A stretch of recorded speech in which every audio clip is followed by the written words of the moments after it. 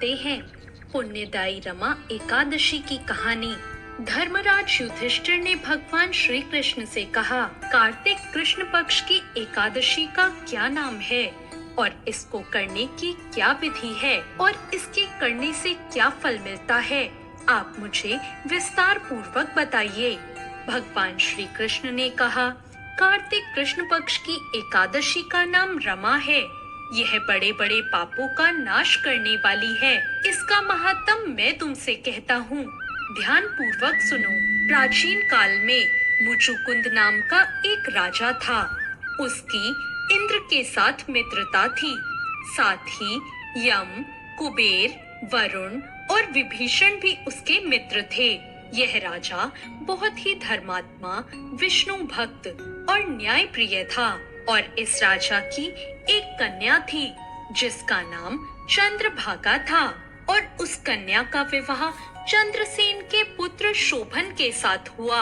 और फिर एक दिन शोभन अपने ससुराल आया और उन्हीं दिनों पुण्यदायी रमा एकादशी भी आने वाली थी। जब व्रत का दिन समीप आ गया तो चंद्रभागा के मन में विचार उत्पन्न हुआ कि मेरे पति अत्यंत दुर्बल हैं और उसके पिता राजा मुचुकुंद ने ढोल बजवाकर सारे राज्य में घोषणा करवा दी थी कि एकादशी को भोजन नहीं करना चाहिए। ढोल की घोषणा सुनते ही शोभन को अत्यंत चिंता हुई और उसने अपनी पत्नी से कहा, हे प्रिय, अब क्या करना चाहिए? मैं किसी प्रकार भी भूख सहन नहीं कर सकूंगा। ऐसा उपाय बताओ कि जिससे मेरे प्राण बच जाएं, नहीं तो भूखा रहने से तो मेरे प्राण ही चले जाएंगे। चंद्रभागा कहने लगी, हे स्वामी, मेरे पिता के राज में एकादशी के दिन कोई भी भोजन नहीं करता। यहाँ तक कि हाथी, घोड़ा, ऊंट, बिल्ली, गाय ये सब भी अन्न जल ग्रहण नहीं करते। तो फिर मनुष्य का तो क्या ही कहना। यदि आप भोजन करना चाहते हैं तो किसी दूसरे स्थान पर चले जाइए, क्योंकि यदि आप यहीं रहेंगे तो आपको अवश्य ही ये व्रत करना पड़ेगा।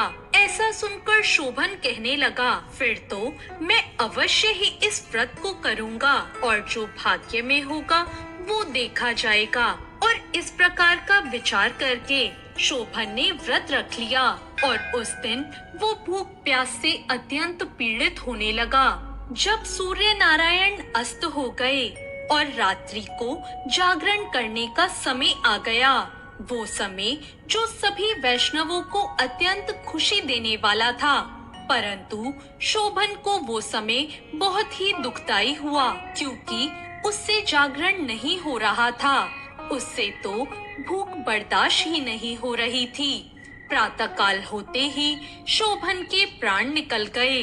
उसकी मृत्यु होने के बाद राजा ने सुगंधित लकड़ियों से उसका दाह संस्कार कराया, लेकिन चंद्रभागा ने अपने पिता की आज्ञा से अपने शरीर को दग्ध नहीं किया और शोभन की अंत्येष्टि क्रिया के बाद भी अपने पिता के घर में ही रहने लगी। रमा एकादशी के प्रभाव से शोभन को मंदराचल पर्वत पर धन धान्य से युक्त और शत्रुओं से रहित एक सुंदर देवपुर प्राप्त हुआ।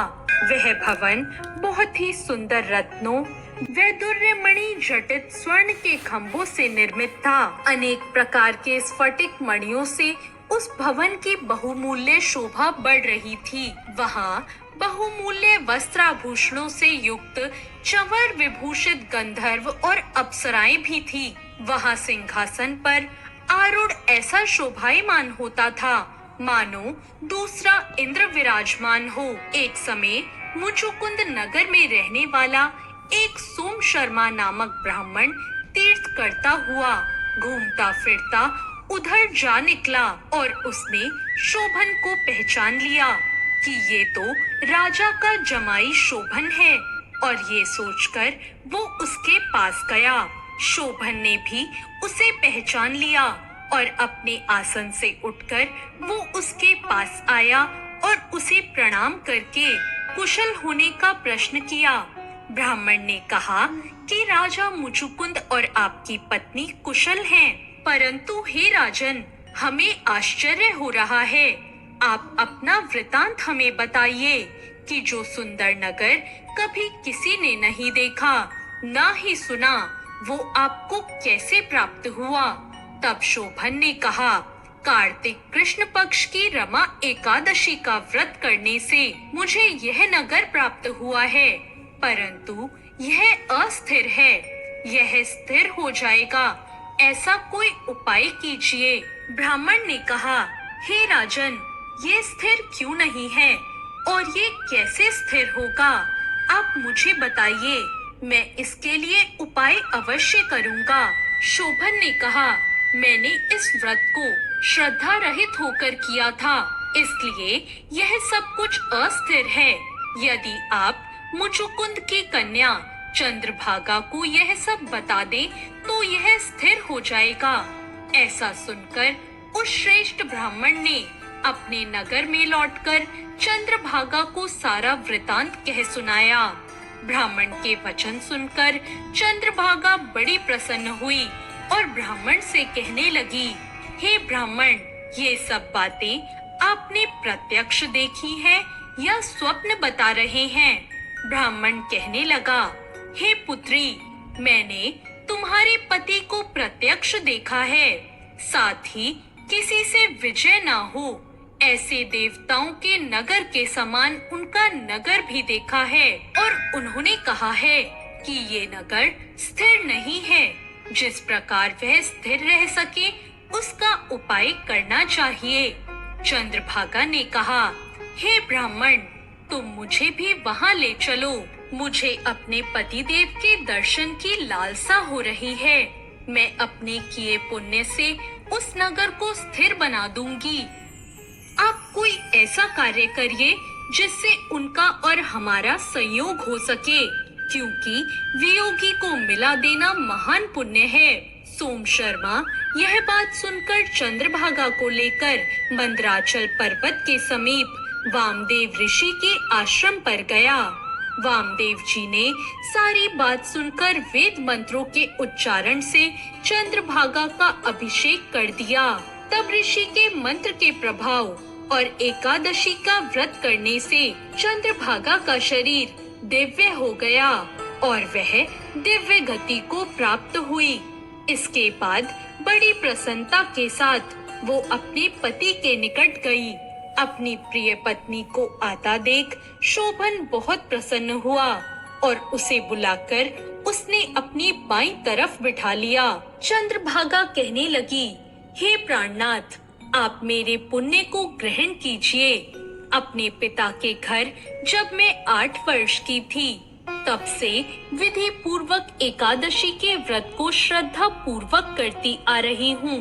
इस पुण्य के प्रताप से आपका यह नगर स्थिर हो जाएगा और समस्त कर्मों से युक्त होकर प्रलय आने के अंत तक यहीं रहेगा। और इस प्रकार चंद्रभागा दिव्य आभूषणों और वस्त्रों से सुसज्जित होकर अपने पति के साथ आनंद पूर्वक रहने लगी। हे राजन, तुलसी के पास दिया जलाने से क्या फल मिलता है? आपका यह नगर स्थिर हो जाएगा और समस्त कर्मों से युक्त होकर प्रलय आने के अंत तक यहीं रहेगा। और इस प्रकार चंद्रभागा दिव्य आभूषणों और वस्त्रों से सुसज्जित होकर अपने पति के साथ आनंद पूर्वक रहने लगी। हे राजन, यह मैंने रमा एकादशी का महात्म कहा है। जो मनुष्य इस व्रत को करते हैं, उनके भ्रम इत्यादि समस्त पाप नष्ट हो जाते हैं। कृष्ण पक्ष और शुक्ल पक्ष दोनों की एकादशियां समान है। इनमें कोई भेदभाव नहीं है। दोनों समान फल देती हैं। जो मनुष्य इस महात्म को पढ़ते अथवा सुनते हैं, वे समस्त पापों से छूटकर विष्णु लोक को प्राप्त होते हैं। तो ये थी रमा एकादशी की व्रत कथा। आपको ये कथा कैसी लगी? कमेंट करके जरूर बताएं और